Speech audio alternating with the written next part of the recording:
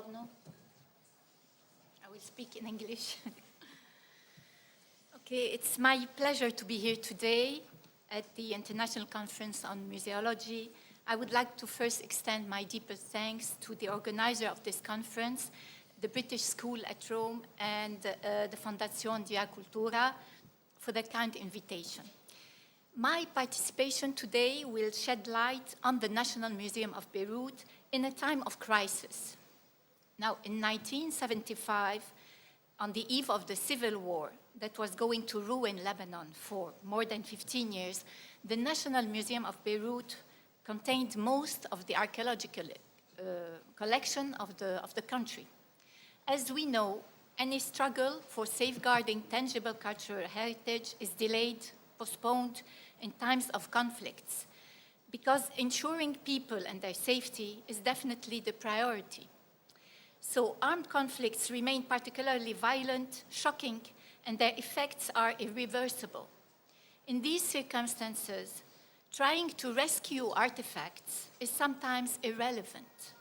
Many countries have in fact experienced and learned the necessity of preservation strategy the hard way. It is, however, certain that appropriate measures can prevent damages. Heritage institutions cannot prevent wars, but they certainly and they can definitely play a key role in post-conflict situations. The damages resulting from conflicts include the destruction of a building, of artifacts, by fire, by flood. In our case, we can say that the National Museum of Beirut endured all of these destructions and therefore illustrates a miracle of survival. Consequently, I will briefly present the National Museum of Beirut collections. In the second stage, I will describe the operations that helped protect the artifacts during the Civil War. And finally, in the third point, I will conclude with the current and planned projects, but very quickly, don't be afraid.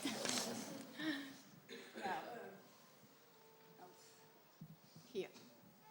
The National Museum Beirut monuments represent Lebanon's rich past. It is often stated that a political decision is behind the creation of a museum, and more particularly a national museum.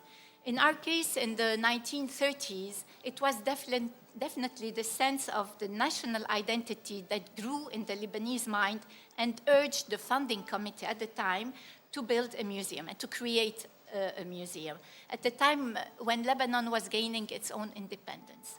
So the museum stood then like a memorial with a clear function of unifying the Lebanese people with a common history and a unique archaeological heritage.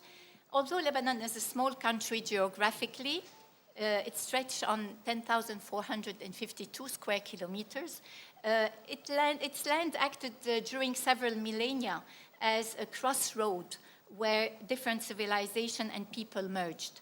Moreover, its strategic location on the Mediterranean Sea constitutes a real link between East and West.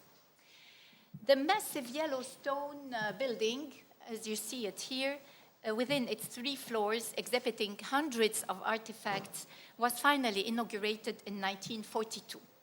2 aspects can define this this museum. First is the outstanding collection on display that was uncovered exclusively on the Lebanese territory.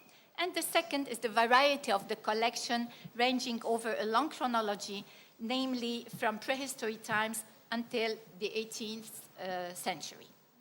So this is our National Museum. Through these objects, it's the whole history of Lebanon that is narrated. From the 3rd millennium BC, we have the witness of human settlement in cities like Byblos or Kamidelos or Sidon. From the 2nd millennium, we have bronze figurines, very well known, these bronze figurines from the site of Byblos again. Precious ex-votos discovered in temples and sanctuaries. From the 1st millennium, this is also some more ex-votos. This is the 1st millennium with the sarcophagus of Ahiram, that is one of the National Museum's masterpieces. On its cover is engraved, for the first time in history, the most complete Phoenician inscription bearing 19 of the 22 letters of the Phoenician linear alphabet. An outstanding collection of marble statuettes like these ones were discovered in the temple of Ishmun.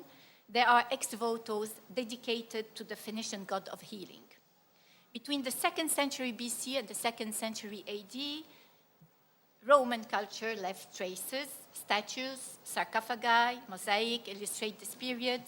Soon followed, this is again Roman period, soon followed by Byzantine artifacts and represented by, of course, a lot of objects, like this mosaic from a Byzantine church, 5th century.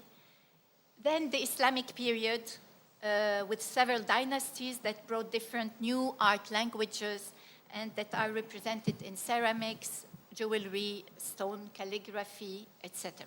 In short, we can say that many civilizations have successfully left their impact on this territory along the Mediterranean coast, a land known in antiquity as Canaan, and then Phoenicia, and much later Lebanon. The whole history of the country is therefore told in this museum. Now, there's another special story that I would like to tell you about this morning. It concerns recent history, with the civil war that devastated for more than 15 years the country. And this brings me to my second point. In fact, the National Museum was badly damaged and suffered during these sad years between 1975 and 1991. This is how it looked. It was occupied by various military factions because of its strategic location on the Green Line that divided two parts of Beirut, where fierce fighting occurred. Here again, this is how it looked. So it is actually, therefore, the story of a revival, of a rebirth after the civil war that heavily destroyed the building, as well as the showcases and the artifacts. Thanks to the courageous initiative of the then director of antiquities, his name was Maurice Shehab, the small objects were removed from the first floor from the showcases and were hidden in small boxes in the basement. Now, the biggest objects, it was very difficult. This is one of the artifacts and how the museum looked from inside. The bigger objects, of course, it was very difficult to move them. So he decided to build concrete blocks and casings around each and every big objects that was here. This operation rescued the whole collection from certain destruction. The whole collection remained hidden like a secret treasure.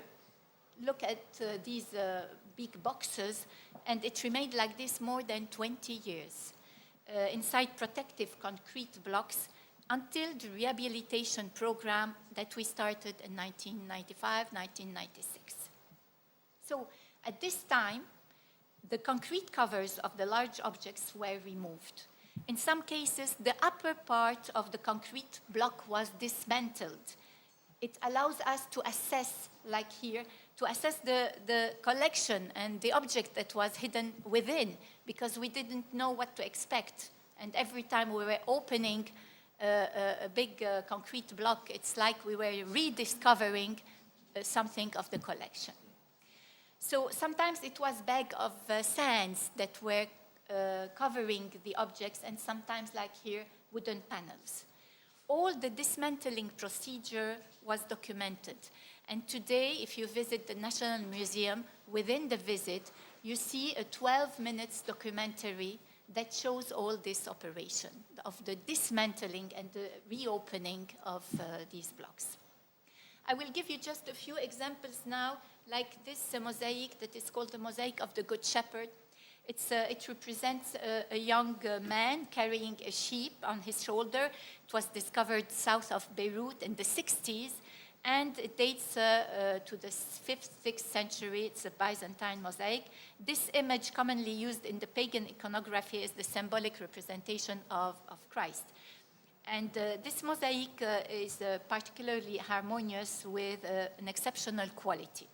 However, a wide open hole in the lower side here. In the lower side is the work of a sniper who was hidden inside the museum. And he, precisely behind the wall where the mosaic of the Good Shepherd was put, and from this spot, the sniper was shooting at people trying to cross the two parts of Beirut. So today it is indeed a very strong witness that we decided to keep. So this is an example. Today, the museum, the mosaic looks like this. We kept the whole. We closed it just a little bit. But this mosaic, we think, testifies of its own history, of the National Museum history, and of Lebanon's history. So we decided to keep it as is. Another example is a colossus that represents an Egyptian male figure, probably a guardian of a temple, and it was discovered in 1926 in Byblos, in the temple area from the 2nd millennium BC. The colossus was covered, like all the other artifacts of the museum, by this concrete block.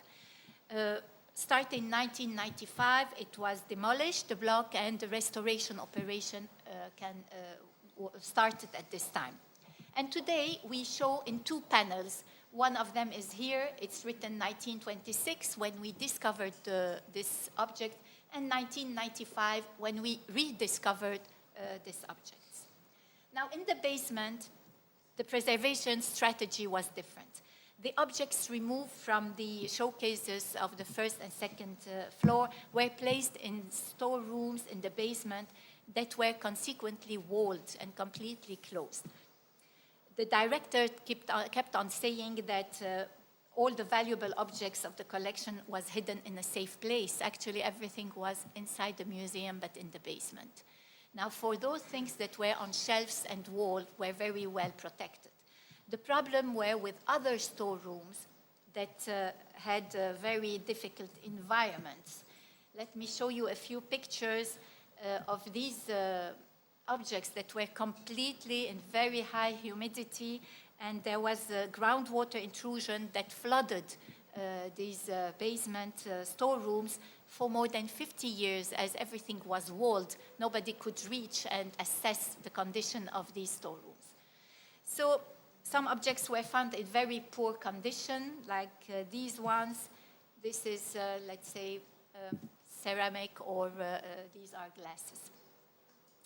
So another type also of damages took place. It was a fire that devastated the upper floor storerooms. For example, several artifacts that was specially put, like they used to wrap objects in a newspaper, or put in boxes of wooden boxes, and wrapped in newspaper and cotton. So with this fire that occurred, the storeroom burned for many hours, maybe many days, before somebody could reach and stop the fire.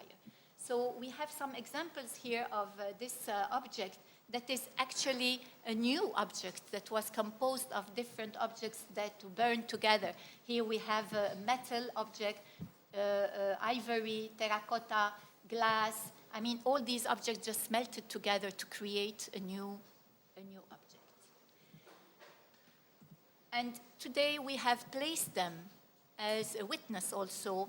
This is the one of the showcase, with the explanation, of course, to explain that this is unfortunately part of our history also, and it's very important to show the destruction and the way these objects were found. So there again, it took huge efforts, long years of work to establish the collection catalog, clean the objects, and document them. The final example I will give you today brings me to my last point also. It concerns a recent project, a monument that was implemented in 2010, 4 years ago. It's a richly decorated tomb that was discovered in 1939 in Tyre, south of Tyre. And at the time, because it was such an exceptional discovery with frescoes on the 4 walls, it was dismantled from Tyre and recomposed in the basement of the National Museum. So it was there before the war, and people could visit the tomb of Tyre since 1942 until 1975. This is a picture of how it became and what happened to it. And I will just pass you all the catastrophes that we discovered, and just to give you the good news that in 2010, and thanks to the Italian Cooperation Office in Beirut and the Italian Embassy, we could start a restoration project, and the restoration of the frescoes started. So this is 2010, 2011. Major cleaning and restoration techniques were applied on the frescoes. Furthermore, an appropriate conservation program was designed to ensure their long-term protection as well as their presentation to the public. So this is how it looks today. So following this successful operation, the Embassy of Italy in Lebanon has recently, actually on the 16th of May, a new rehabilitation program for the whole basement that we should have within 18 months. It should finish on 700 square meters of displaying new museology for this basement. And in this way, the 3rd floor of the museum will be open after 40 years of closure. So in conclusion, what lessons can we draw from this experience? Lessons of patience, of course. Rehabilitation and restoration takes years, while destruction is so quick and vandalism is so sudden. That we have also to be prepared to the worst, always, I think. And that emergency strategy needs, of course, to be created and correctly implemented if a disaster, human or natural, was to happen. And of course, it's a lesson of commitment, leadership, and courage. And thank you for your attention.